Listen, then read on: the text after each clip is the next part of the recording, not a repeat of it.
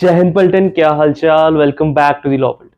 Law Paltan लेकर आइए जी आज section 22 of HMA that deals with camera proceedings. Last lecture में हमने section 23 that is bars to matrimonial relief complete up कर लिया है जी। जिन्होंने वो लेक्चर नहीं देखा please go through that lecture. आज का लेक्चर हम स्टार्ट करते हैं विद सेक्शन 22। अब कहते हैं कि कैमरा प्रोसीडिंग्स होती क्या चीज है। What are camera proceedings? Camera proceeding पहला थॉट हमारे पास यही आता है कि कोई कैमरामैन होगा और कैमरा लेकर सबको शूट करेगा जो भी प्रोसीडिंग चल रही है, बट दैट इज रॉन्ग। ठीक है जी, वो चीज नहीं है जी। देखते हैं क्या मतलब है। Every proceeding under this act shall be conducted in camera.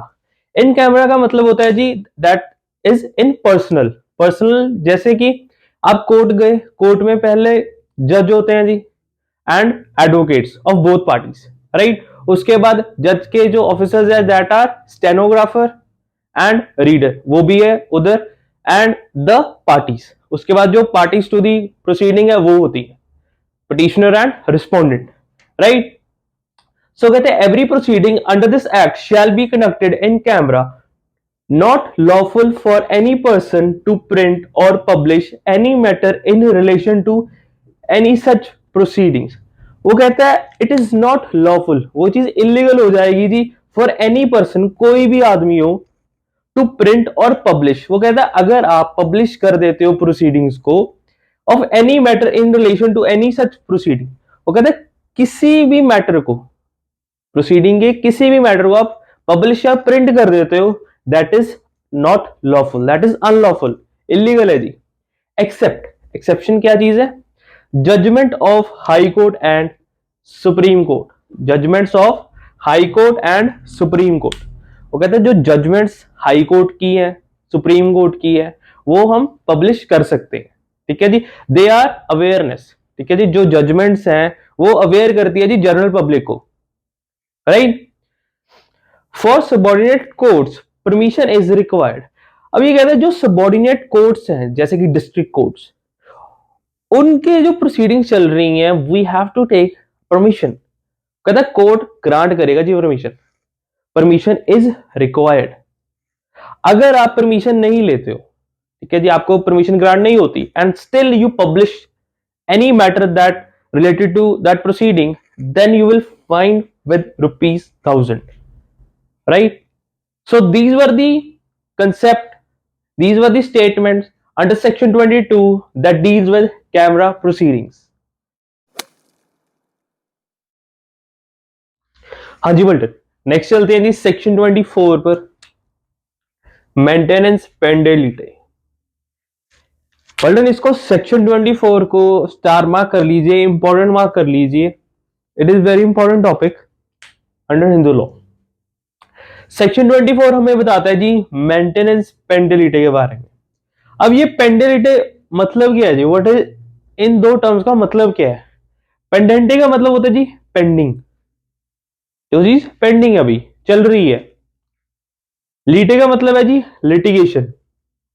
So pending litigation combine करके हम बनाते हैं जी मीनिंग वो लिटिगेशन जो पेंडिंग अभी कोर्ट में, that is the meaning of pendente lite. अब हमें ये दोनों टर्म्स तो समझ आ गई। अब मेंटेनेंस का क्या मतलब है? मेंटेनेंस का हम अगर सिंपल लैंग्वेज में मतलब समझे, मेंटेनेंस का मतलब होता है जी in Hindu law it means financial support to husband और वाइफ। ठीक है जी, हस्बैंड या वाइफ को फाइनेंशियल सपोर्ट देनी थी either in the proceeding and after the trial, किसी भी टाइम या दोनों टाइम भी मिल सकती है, राइट। मेंटेनेंस का मतलब क्लियर हो गया जी, पेंडेंटे लिटे का मतलब क्लियर हो गया। अब चलते हैं कि इस 24 सेक्शन में है क्या, व्हाट इट डिनोट्स। ठीक है जी, हमें बताता क्या है? पहली चीज है जी मेंटेनेंस पेंडेंटिलिटी है, but maintenance that is interim maintenance. Interim maintenance होती है जी अभी फाइनल मेंटेनेंस नहीं है, सिर्फ पेंडिंग लिटिगेशन के लिए मेंटेनेंस मिली है। सेक्शन 24 हमें इसके बारे में बताता है that court will grant interim maintenance. अगर आप कोई भी पिटिशनर या रिस्पोंडेंट फाइल करता है, फॉर एग्जांपल पिटिशनर फाइल करता है पिटिशन फॉर डिवोर्स, ठीक है जी, वो अब मेंटेनेंस मांगता है under section 24, that is interim maintenance, ठीक है जी, पेंडिंग लिटिगेशन के लिए मांगी गई है, इंटरिम मेंटेनेंस है जी, फाइनल मेंटेनेंस नहीं है, टोटल मेंटेनेंस नहीं है, right. Either party can claim maintenance for personal as well as expenses for proceeding. वो कहता है either party, दोनों में से कोई भी पार्टी, हस्बैंड या wife, can claim maintenance claim कर सकते हैं for personal maintenance as well as expenses for proceeding. वो कहता है अपनी पर्सनल मेंटेनेंस के लिए भी क्लेम कर सकते हैं, राइट, एंड एक्सपेंसेस के लिए भी जो प्रोसीडिंग में यूज हुए। एडवोकेट की जो फीस होगी, जो कोर्ट की फीस होगी, वो मेंटेनेंस में क्लेम हो जाती है, राइट। सेकंड पॉइंट भी क्लियर है जी। Applications for maintenance shall be decided within 60 days from the date of notice. ये इंपॉर्टेंट स्टेटमेंट बताई गई है कि एप्लीकेशन फॉर मेंटेनेंस, अब हमें ये तो कोर्ट को सुपना तो नहीं आ रहा, राइट, कोर्ट को कोई ऐसा एकदम से तो नहीं चीज पता चल जाएगी यार इसे मेंटेनेंस चाहिए, पिटिशनर को खुद जाना पड़ेगा, right, a person has to go itself, ठीक है जी, वो एडवोकेट वो थ्रू काउंसिल जाएगा और बोलेगा यार पिटीशन फाइल कर दो, and advocate will file a petition for maintenance की मेंटेनेंस मिल जानी चाहिए। And application for maintenance shall be decided with 60 days from the date of notice, DON, date of notice. वो कहते हैं जिस दिन रिस्पोंडेंट को सम्मन हो जाएंगे उस दिन से लेके 60 दिन के अंदर अंदर मेंटेनेंस क्लेम हो जानी चाहिए थी। Application for maintenance shall be decided within 60 days, ठीक है जी, 60 दिन के अंदर अंदर आपको एप्लीकेशन फाइल करनी पड़ेगी फॉर मेंटेनेंस। जो एप्लीकेशन फॉर मेंटेनेंस आप फाइल कर रहे हो वो 60 दिन के अंदर अंदर, within 60 days from the date of notice, right. Irrelevance of adultery, cruelty, etc. अब कहते हैं application of maintenance can't be rejected on the basis of adultery और क्रुएलिटी, ये समथिंग एल्स। वो कहते हैं वो उस चीज से इररेलेवेंट है, राइट। एप्लीकेशन ऑफ मेंटेनेंस इस चीज पर डिसमिस नहीं हो सकती या ग्रांट नहीं कर सकता कोर्ट कि पिटिशनर ये बोलेगा कि इसने तो अडल्ट्री की थी, इसने तो क्रुएलिटी की थी, दैट इज इररेलेवेंट, ठीक है जी। कोर्ट का टाइम लग रहा है, काउंसिल आ रहा है, लिटिगेशन आई, उसकी फीस देनी ही पड़ेगी, राइट। अगर आप इन पॉइंट्स को नोट्स में फिक्स करना चाहते हो you can take a screenshot. हाँ जी बोलो, नेक्स्ट है जी 24 सेक्शन के अंडर ही हम कवर अप कर रहे हैं। If the petition of maintenance is dismissed, no application of maintenance is maintainable. अब ये स्टेटमेंट हमें ये बताती है कि अगर आपने पिटीशन फाइल की है जी फॉर मेंटेनेंस और वो डिसमिस हो चुकी है जी, कोर्ट डिसमिस कर देता है, no application of maintenance is maintainable, फिर उसके बाद आप मेंटेनेंस की दोबारा एप्लीकेशन नहीं फाइल अप कर सकते, राइट। अगर आपकी कोर्ट ने पिटीशन फॉर मेंटेनेंस डिसमिस कर दी है तो आप दोबारा फाइल नहीं कर सकते, राइट। वाइल ग्रांटिंग मेंटेनेंस, अब नेक्स्ट पॉइंट थोड़ा इंपॉर्टेंट है। वो कहता है कि जब भी कोर्ट डिसाइड करता है मेंटेनेंस लगाने के लिए कि मेंटेनेंस मिलनी चाहिए, मेंटेनेंस जब भी कोर्ट ग्रांट करता है तब कौन से पॉइंट्स देखे जाते हैं, लेट अस सी। पहला है जी sources of income both parties. वो कहते हैं दोनों पार्टीज के, बोथ पार्टीज, जो पिटिशनर है एज वेल एज रिस्पोंडेंट, दोनों की देखी जाएगी कि क्या सोर्सेज ऑफ इनकम है, क्या इनकम क्या है इनकी, दोनों पार्टीज की इनकम क्या है, ठीक है जी, राइट। नेक्स्ट है जी कंडक्ट ऑफ पार्टीज इज इममटीरियल। ये तो हमने पहले पढ़ लिया जी, क्या अडल्ट्री हो, क्रुएलिटी हो, जो मर्जी हो, वो चीज इममटीरियल है जी, इररेलेवेंट है। Dependence on respondents income. ये पॉइंट थोड़ा इंपॉर्टेंट है जी, डिपेंडेंस ऑन रिस्पोंडेंट्स इनकम। अब जिसने मेंटेनेंस देनी है जी, ठीक है जी, जिसकी जेब से पैसा जाएगा उसके इनकम पर जो डिपेंडेंट्स हैं, फॉर एग्जांपल ए हस्बैंड है जी, बी वाइफ है। अब बी ने पिटीशन फाइल की फॉर मेंटेनेंस, ठीक है जी। अब ए की जो इनकम है वो 40,000 है जी, 40,000। अब बी जो वाइफ है, शी कैनॉट क्लेम फॉर 20,000।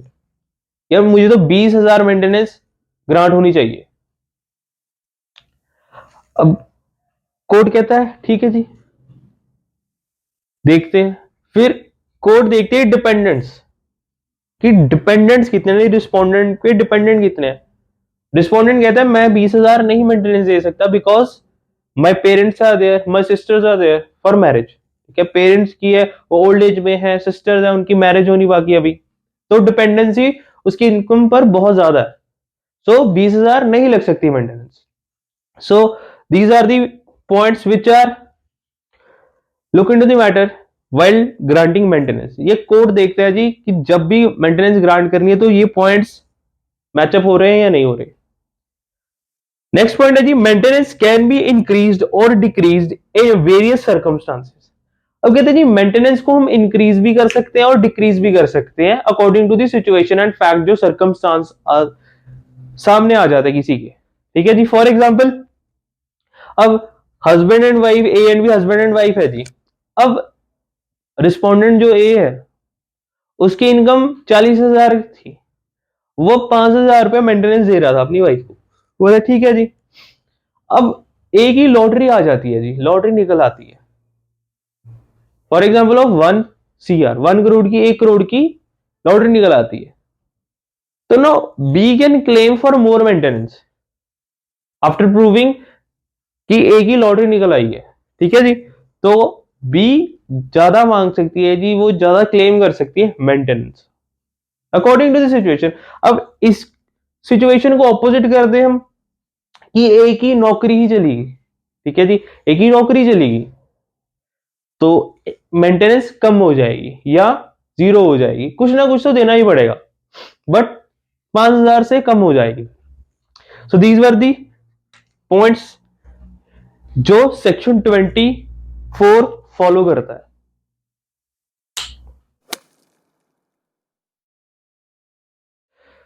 हाँ जी, बोल रहे नेक्स्ट चलते हैं जी section 25 permanent maintenance. Permanent maintenance complete up करते हैं। सेक्शन 24 हमें इंटरिम मेंटेनेंस के बारे में बताता है, वो हमने कंप्लीट कर लिया जी। अब सेक्शन 25 पे चलते हैं, इजी है, कहीं पे भी डाउट लगता है आप रिवाइंड कर सकते हो वीडियो को, लेक्चर को रिवाइंड कीजिए, रीस्टार्ट कीजिए, दोबारा से। इजी कंसेप्ट है, आपको बिल्कुल ब्रेक डाउन करके बताया गया, कुछ पैराग्राफ्स फॉर्म नहीं किए, सिंपल पॉइंट्स है, सिंपल स्टेटमेंट्स है। सो सेक्शन 25 हमें ये बताता है कि पहले it deals with permanent maintenance. Permanent maintenance होती क्या है वी अंडरस्टैंड। वो कहता है पहली बात, परमानेंट मेंटेनेंस दोनों पार्टी क्लेम कर सकती है, either party, both husband and wife दोनों में से कोई भी क्लेम कर सकता है। फिर उसके बाद ग्रॉस सम और मंथली और periodically sum not exceeding life. Important line है, इसी पॉइंट से आपको परमानेंट मेंटेनेंस समझ आ जाएगा। परमानेंट मेंटेनेंस आता है या तो ग्रॉस सम एक बार में, जैसे वाइफ क्लेम करती है जी मुझे 5 लाख चाहिए, 5 लाख चाहिए मुझे, वाइफ आस्क फॉर 5 लाख, ठीक है जी, 5 लाख क्लेम करती है कि मेंटेनेंस मुझे 5 लाख की चाहिए, दैट इज परमानेंट मेंटेनेंस। वो ग्रॉस सम हो गया जी, मुझे 5 लाख चाहिए, उसके बाद कुछ मेंटेनेंस नहीं मिलेगी, कुछ पैसा नहीं मिलेगा, ना प्रॉपर्टी मिलेगी। ठीक है जी, ये पॉइंट क्लियर है। अब इसका थर्ड पॉइंट है जी, मंथली और periodically sum not exceeding life. वो कहता है यहाँ तो महीना खर्च, जिसे हम बोलते हैं मंथली मेंटेनेंस, क्या महीने का खर्चा मिल जाता है। और पीरियोडिकल सम, अगर साल में एक बार, उस साल का पूरा खर्चा एक बार में मिल जाएगा, that is called periodical maintenance, साल का खर्चा एक बार में मिल जाएगा। नॉट एक्सीडिंग लाइफ, वो कहते हैं कि अगर वाइफ की डेथ हो जाती है, राइट, वाइफ की डेथ हो जाए उसके बाद मेंटेनेंस नहीं मिलेगी वाइफ को, ठीक है। अब उसके जो हायर्स हो जाए वो उठ कर आ जाए तो उनको मेंटेनेंस नहीं मिलेगी। जब तक वो जिंदा है टिल लाइफ वो मेंटेनेंस क्लेम कर सकती, राइट।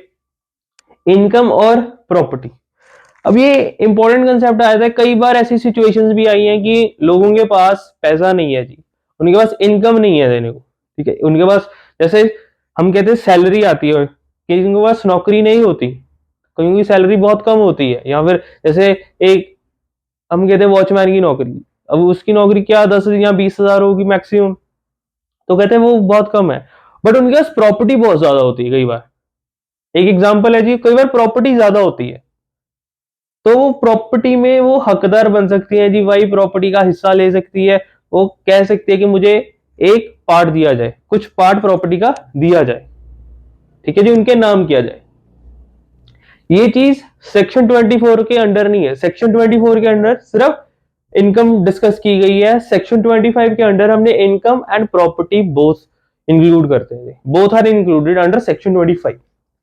फिर आता है जी मेंटेनेंस फॉर चिल्ड्रन। अब सेक्शन 25 के under maintenance for children is also included. ये भी इंक्लूड है कि बच्चों की मेंटेनेंस। अब वाइफ जैसे क्लेम करती है मेंटेनेंस, तो उसमें हम वाइफ ऐसा भी बोल सकती है कि मुझे बच्चों की भी मेंटेनेंस चाहिए, राइट। वाइफ अंडर वॉइड और voidable marriage is also entitled for maintenance. अब कहते हैं जी कि जो वाइफ है अंडर वॉइड और वॉइडेबल मैरिज, कहते हैं फिर भी चाहे वॉइड मैरिज का हमें कंसेप्ट पड़ता, हमें वॉइडेबल मैरिज का कंसेप्ट पता है, but still she is entitled for maintenance. वो कहता है मेंटेनेंस के लिए वो एंटाइटलमेंट है, उसे वो क्लेम कर सकती है जी मेंटेनेंस अगर वो चाहे, ठीक है जी। अब वाइल डिसाइडिंग मेंटेनेंस, ये हमने सेक्शन 24 में क्लियर अप किया है जी कि मेंटेनेंस जब कोर्ट डिसाइड करता है तो कौन से फैक्टर्स इंक्लूड किए जाते हैं। जिन्होंने सेक्शन 24 नहीं देखा वो प्लीज पहले सेक्शन 24 अब देखें, फिर सेक्शन 25 पे दैट कौन से पॉइंट्स इंक्लूड किए जाते हैं। हमने पहला पॉइंट पढ़ा था कि सैलरी देखी जाएगी, दोनों पार्टीज की सैलरी कैसे है, क्या डिपेंडेंसी है उनकी सैलरी पर, रिस्पोंडेंट की सैलरी पर कौन कौन डिपेंडेंट है वो देखा जाएगा, ठीक है जी। अब कहते हैं कंडक्ट। सेक्शन 24 में हमने ये पढ़ा था कि कंडक्ट नहीं देखा जाता, बट सेक्शन 25 में कंडक्ट देखा जाएगा। परमानेंट मेंटेनेंस जब मिलती है तो कंडक्ट देखा जाता है कि दोनों का पार्टीज की आपस में एक दूसरे के प्रति कैसा कंडक्ट है टुवर्ड्स ईच अदर। हस्बैंड का वाइफ के लिए और वाइफ का हस्बैंड के लिए कैसा कंडक्ट है, हस्बैंड का कोर्ट के लिए और वाइफ का कोर्ट के लिए कैसा कंडक्ट है। So these conducts are usually inspected, देखे जाएंगे जी, प्रॉपर अच्छी तरह से परखे जाएंगे क्या कंडक्ट है जी इनके, वो भी इंक्लूड किया जाता है जब कोर्ट मेंटेनेंस डिसाइड करता है, राइट। नेक्स्ट चलते हैं जी टर्मिनेशन पर। अब टर्मिनेशन का मतलब है जी खत्म कर देना, रिसेंड कर देना, ठीक है जी। खत्म हो चुकी है, टर्मिनेट कर दी गई है, मेंटेनेंस खत्म हो चुकी है, डेड हो चुकी है, एंड हो गया मेंटेनेंस का। अब कहते हैं कि कब टर्मिनेट हो जाती है जी maintenance, it also comes under section 25 of Hindu marriage act. वो कहते हैं फर्स्ट पॉइंट क्या है जी टर्मिनेशन का, इफ ही और शी हैज रीमैरिड। अब कहते हैं जी सब कुछ हो गया, फॉर एग्जाम्पल डाइवोर्स ले लिया और परमानेंट मेंटेनेंस भी सब कुछ, मंथली मेंटेनेंस जारी है जी उनकी, राइट। अब ए एंड बी है, हस्बैंड बी वाइफ है जी। अब बी को हुआ है जी कि हर महीने 60,000 मेंटेनेंस क्लेम हुई है कि बी का जो टोटल परमानेंट मेंटेनेंस है जी वो 60,000 है, राइट। 60,000 को वो कहता है कि हम मंथली देंगे अकॉर्डिंग टू 5,000, ठीक है जी। हर महीने 5,000 मिलता जाएगा, 12 महीने में 60,000 टोटल कवर अप कर देंगे। वो कहते ठीक है जी, कोर्ट डिसाइड करता है, कोर्ट ग्रांट कर देता है मेंटेनेंस। बट इसी टाइम अगर वो हाफ, जैसे वो कहते हैं कि 6-7 महीने में वो दूसरी शादी कर लेती है, ठीक है जी, या वो रीमैरिज करवा दे, दूसरी शादी नहीं मीन वो रीमैरिज कर लेती है, रीमैरिज हो जाती है। Now she can not claim for maintenance. अब वो मेंटेनेंस क्लेम नहीं कर सकती जी, बिकॉज ये कंसेप्ट आ गया जी, इफ ही और शी हैज रीमैरिड, उसने दोबारा शादी कर ली, तो उससे उसके साथ उसका कनेक्शन खत्म हो चुका है, जो प्रीवियस कनेक्शन थे वो सब खत्म हो चुके हैं क्योंकि उसने दोबारा से शादी कर ली। सेकंड कंसेप्ट है जी, सेकंड जो स्टेटमेंट है, इफ वाइफ हैज रिमेन्ड अनचेस्ट और husband has sexual intercourse with other woman. अब कहते हैं जी ये भी इंपॉर्टेंट है कि इफ वाइफ हैजंट रिमेन्ड अनचेस्ट, इसका सिंपल सा मतलब है कि जो अनचेस्ट का मतलब है प्योरिटी, राइट। वो कहता है कि अगर वाइफ ने किसी और मैन के साथ और बंदे के साथ सेक्सुअली इंटरकोर्स एक्टिव है और husband has sexually intercourse active with other women, तो मेंटेनेंस टर्मिनेट हो जाती है जी, राइट। सिंपल सा क्लॉज है। थर्ड है जी, रिजम्पशन ऑफ कोहेबिटेशन। वो कहता है मेंटेनेंस अब जैसे हो गई कि दोबारा से वो कहते हैं डिवोर्स पे लेने के बाद दोबारा से वो साथ में रहना चाहते हैं, तब भी मेंटेनेंस खत्म हो जाएगी, राइट। रिजम्पशन ऑफ कोहेबिटेशन कि अगर डिवोर्स ले लिया और फिर से वो कहते हैं हम एक दूसरे के साथ रहना चाहते हैं, तो मेंटेनेंस खत्म हो जाएगी, एंड अप हो जाएगा। डेथ ऑफ नॉन क्लेमेंट, अगर किसी की डेथ हो जाती है तब भी मेंटेनेंस खत्म हो जाएगी, death of non Clement. So these were the 4 points which declares termination, जो टर्मिनेशन को डिक्लेयर करते हैं जब भी मेंटेनेंस टर्मिनेट करनी है तो ये 4 पॉइंट्स जरूर फॉलो होने चाहिए या इनमें से कोई भी एक फॉलो होना चाहिए। So this section deals with permanent maintenance, these were the statements. ये कुछ पॉइंट्स हैं जी जो 25 section of under HMA define करते हैं। This is the whole section defined over here.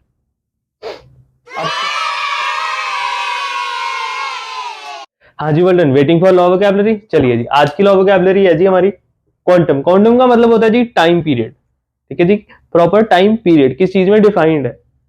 So quantum simply means time period.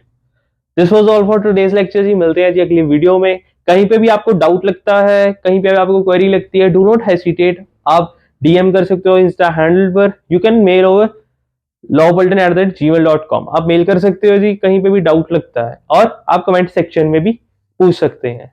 Do not hesitate, it is an open base, it is an open platform to everybody who can ask their queries, and हम promptly answer भी, revert back भी करेंगे, right. So do not hesitate, you can ask, it is just a friendly base, एक friendly base है जी law bulletin. कहीं पे भी डाउट आता है, कहीं पे भी ऐसा लगता है यार ये चीज समझ नहीं आ रही, you can ask over there, ठीक है जी। मिलते हैं जी अगली वीडियो में। Till that enjoy your life, make notes. जय हिंद पलटन।